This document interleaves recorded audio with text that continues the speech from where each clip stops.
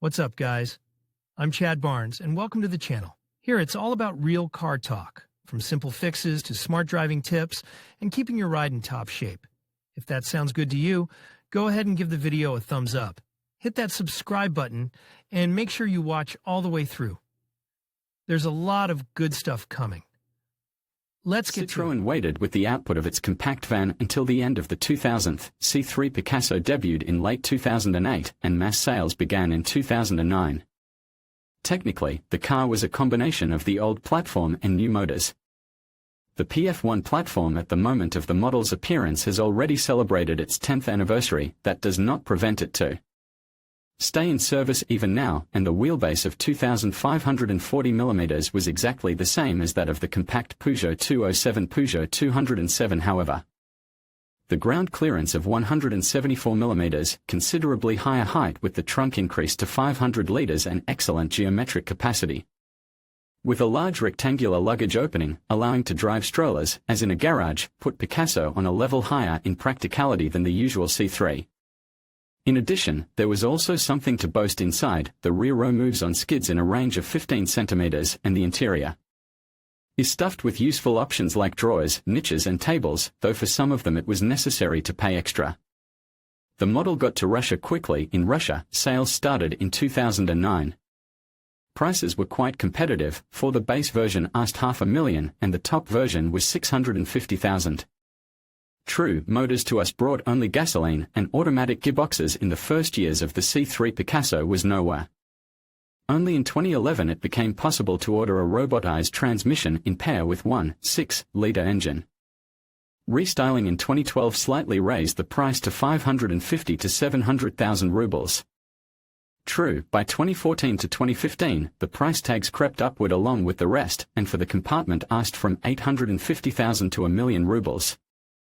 But this was already secondary. Even in the early years, sales of the C3 Picasso never reached a significant level. Monthly volumes numbered in the hundreds at best, and for the whole of 2015, 50 cars from the remnants were sold, and in 2016 the model officially left Russia.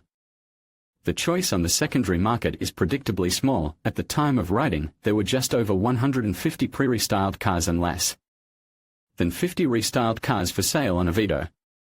Let's find out whether it is expensive to keep the C3 Picasso and what you should keep in mind when buying it. The age of 7 to 13 years is not very bad for the bodies of these cars.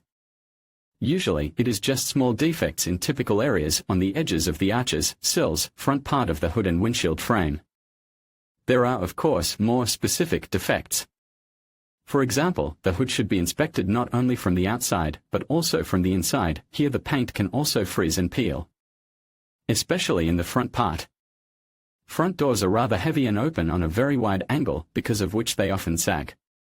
In the early stages, this can be noticed by rocking the door up and down, but in neglected cases, the doors simply rub the paint off the sills in the openings to the metal.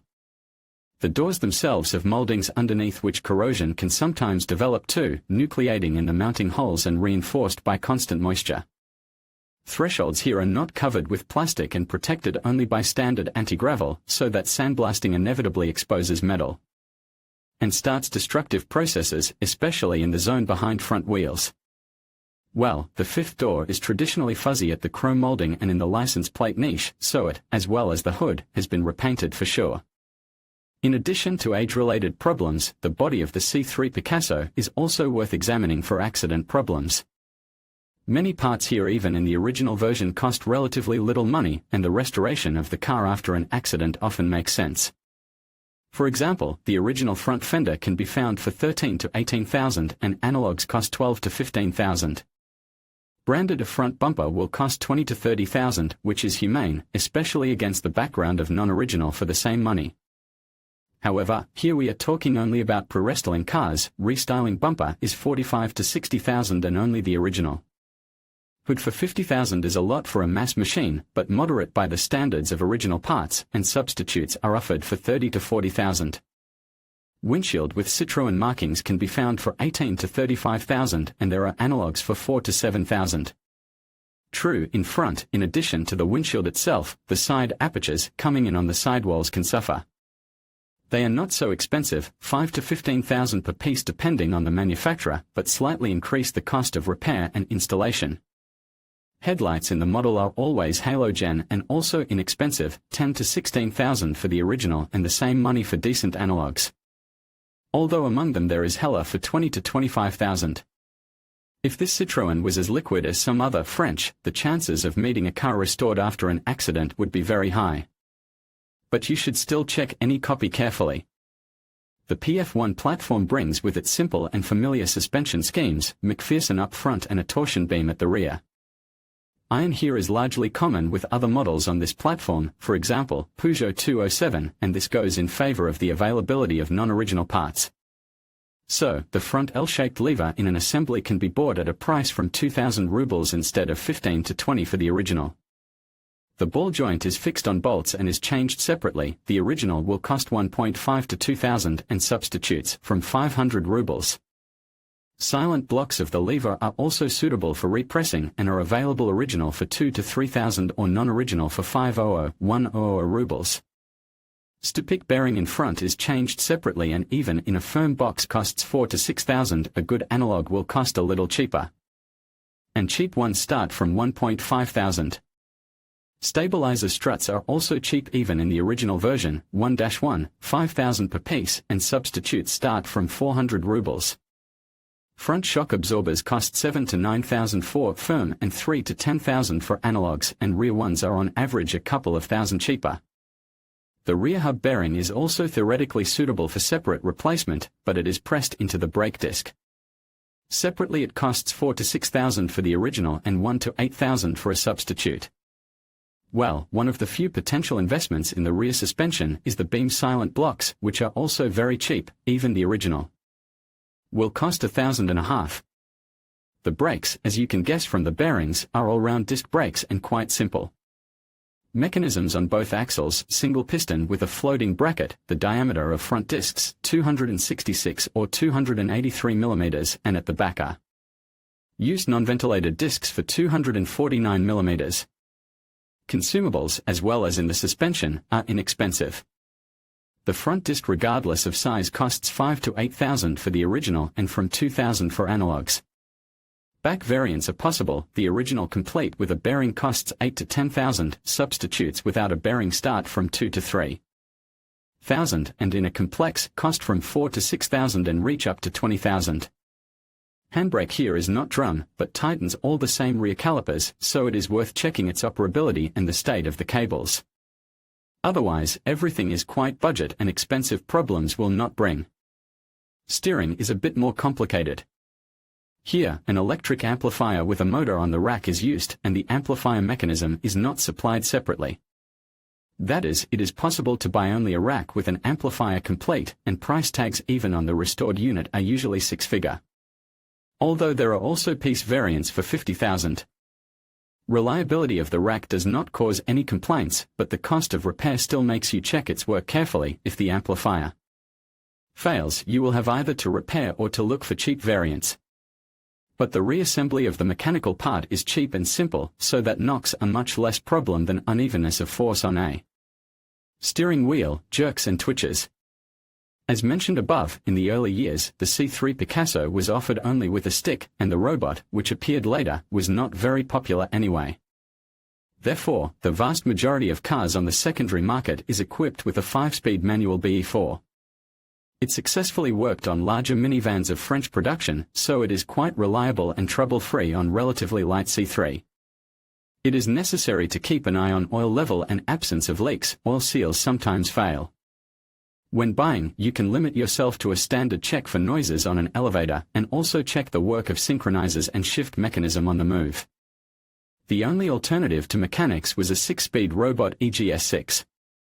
This is quite an interesting unit, about which we told in detail in the article about C4 Picasso. The C4 Picasso, the clutch drive here is not simple electric, as on cheap robotized boxes, but hydraulic, allowing to switch quickly and efficiently. Structurally, the system is quite reliable, but sensitive to many conditions, cleanliness of oil in the hydraulic drive, which must be changed literally every 10 to 15,000 kilometers, air temperature, driving style and so on.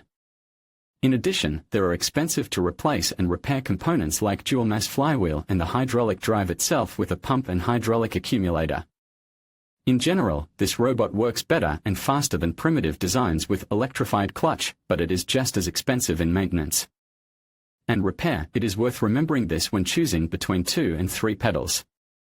By the way, the robotized gearbox is much more common on restyled cars. 2/3 of the few cars on sale are equipped with it. But the most ambiguous thing about the C3 Picasso is not even the robot, but the engines of the Prince family. There are 2 variants, 1.4-liter EP3 with 95 horsepower and 1.6-liter EP6 with 115 horsepower. The good news here is perhaps only that both are atmospheric, which reduces the number of potential points of investment. There's more bad news, so much so that we've dedicated to them. The motors turned out to be capricious, unstable resource of weak chain timing, tendency to oil consumption due to lodged rings, high operating temperature, unsuccessful piston.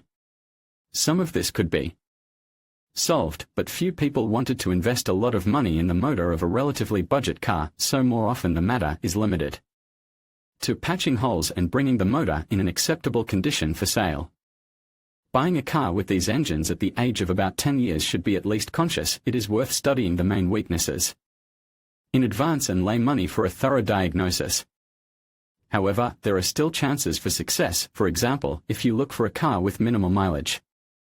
On the market are still caught Unicums from the first or second owner and with a mileage of up to 100,000 kilometers, approximately.